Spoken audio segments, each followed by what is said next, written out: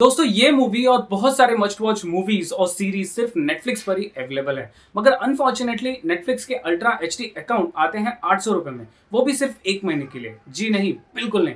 अब आप पा सकते हैं नेटफ्लिक्स के अल्ट्रा एचडी अकाउंट सिर्फ 250 रुपए में, वो भी पूरे महीने के लिए। कैसे, ये जानने के लिए या तो यहाँ पर क्लिक करके हमारे डिटेल्ड वीडियो को देखिए या फिर हमारे वीडियो के डिस्क्रिप्शन में दिए गए हमारे व्हाट्सएप नंबर पर हमसे तुरंत कॉन्टैक्ट कीजिए।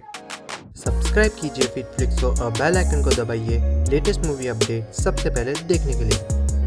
एक्सट्रैक्शन ये एक एक्शन थ्रिलर मूवी है जो कि रिलीज हुई ऑल ओवर इंडिया में नेटफ्लिक्स पर 24 अप्रैल 2020 को, और ये रिलीज हुई English as well as Hindi languages में। स्टोरी फॉलो करती है टाइलर रेक पर, जिनका किरदार निभाया है क्रिस हेम्सवर्थ ने, जिनको एक मिशन मिलता है इंडिया के एक ड्रग लॉर्ड से, जिनका बेटा ओवी बांग्लादेश के एक ड्रग लॉर्ड द्वारा किडनैप किया जा चुका है। अब टाइलर पर जिम्मेदारी आती है कि ये जाए बांग्लादेश में और इनके बेटे को छुड़ा कर लेकर आए, क्योंकि भैया ये तो पैसे देंगे नहीं, क्योंकि ये इनके इज्जत का सवाल है। वेल, टाइलर जाते तो हैं इनके बेटे यानी कि ओवी जूनियर को छुड़ाने बांग्लादेश, मगर यहाँ पर प्लॉट में ट्विस्ट आ जाता है, जहां पर सभी लोग टाइलर और इस बच्चे के जान के दुश्मन बन जाते हैं। क्या ट्विस्ट आता है प्लॉट में, और क्या टाइलर इस बच्चे को छुड़ा पाएंगे या नहीं और जिंदा वापस लेकर जा पाएंगे या नहीं, कुछ इसी स्टोरी को बहुत ही अच्छे, बेहतरीन और धूम धड़ाका एक्शन सीक्वेंसेस से और बेहतरीन डायरेक्शन से एक्सप्लोर करती है ये मूवी, जिसका नाम है extraction.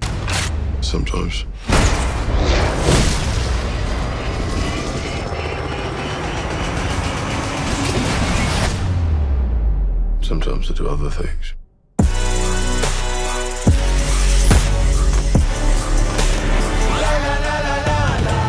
First things first, Chris Hemsworth एक बहुत ही वर्सेटाइल एक्टर है, मुझे ऐसा लगता है, क्योंकि हमने इनको बहुत सारे डिफरेंट जनरल्स के मूवीज में देखा है। जैसे कि हमने इनको एज थॉर देखा है एक्शन करते हुए, हमने इनको मैन इन ब्लैक में कॉमेडी करते हुए देखा है, लिटरली मैंने इनकी 12 स्ट्रॉन्ग मूवी देखी है, जिसकी थीम अगेन कहीं ना कहीं एक्सट्रैक्शन मूवी से मिलती जुलती है। बट इन सभी मूवीज में, जहां पर इनका इंपॉर्टेंट रोल तो था ही, बट उन मूवीज में ऐसे भी बहुत सारे फैक्टर्स थे जिनको मिलाकर और इनका रोल मिलाकर वो मूवी हमें इंप्रेसिव लगती थी। बट ऐसी कोई मूवी नहीं थी जहां पर पूरा मूवी का क्रेडिट ये ले सके, और एक्सट्रैक्शन कुछ ऐसी ही मूवी है, क्योंकि इस मूवी में न सिर्फ इनकी बेहतरीन एक्टिंग हमें इंप्रेस करती है, but the way this guy was moving and doing hand to hand combat, I was really impressed by him. I mean, आप हैंड टू हैंड कॉम्बैट से लेकर कार चेजिंग सीक्वेंसेस, सिर्फ सीक्वेंसेस ही नहीं, जिस डिफरेंट एंगल से director ने उसे दिखाया है, यू विल बी अमेज्ड। और जिस तरीके से क्रिस हेम्सवर्थ ने अपने सीरियस एक्सप्रेशन से उस serious hand to hand combat को एक्सिक्यूट किया है, वो देखने लायक था। I mean, मैंने जब इनकी सबसे पहली मूवी देखी थी रश,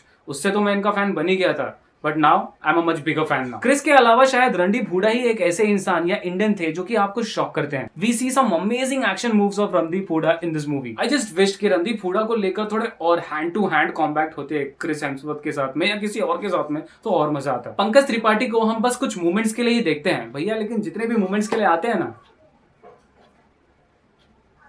मतलब काफी होता है हमारे लिए। मूवी में प्रियांशु भी हैं, जिनको मैंने पहले नेटफ्लिक्स के अपस्टार्ट मूवी में देखा था, जो कि बेसिकली कॉमेडी कम ड्रामा मूवी थी, बट कॉमेडी के बाद में इन्होंने डायरेक्टली एक रोल किया है बांग्लादेशी ड्रग लॉर्ड का, and trust me, he will amaze you by his acting. I just wished कि इनका जो सीरियसनेस दिखाया गया था इस मूवी में, जिसकी वजह से ये एक रियली डरावने विलन लग रहे थे, थोड़ा और कुछ ऐसा face to face conversation Chris Hemsworth के साथ में या किसी के साथ में, रणदीप हुडा के साथ में दिखाना चाहिए था, ताकि वो विलेनस कैरेक्टर और निखर के आता। मूवी का नाम एक्सट्रैक्शन है, और इस मूवी के डायरेक्टर क्रिस हार्ग्रेव ने इस टाइटल के साथ में पूरी जस्टिस की। I mean, एक एक्सट्रैक्शन में क्या क्या हो सकता है, क्या क्या सही और क्या क्या गलत हो सकता है, और क्या क्या चीजों के थ्रू किसी को जाना होता है अगर वो किसी का एक्सट्रैक्शन करता है, तो बखूबी ये मूवी दिखाती है। और सिर्फ एक्शन ही नहीं, एक्शन को जिस एंगल से इन्होंने हमें दिखाया है, आई मीन लाइक एक तरफ से कैमरा आ रहा है, गाड़ी के अंदर जा रही है, फिर दूसरे तरफ से कैमरा बाहर चले जा रही है, मतलब ऐसे ऐसे एंगल से इन्होंने डायरेक्ट किया है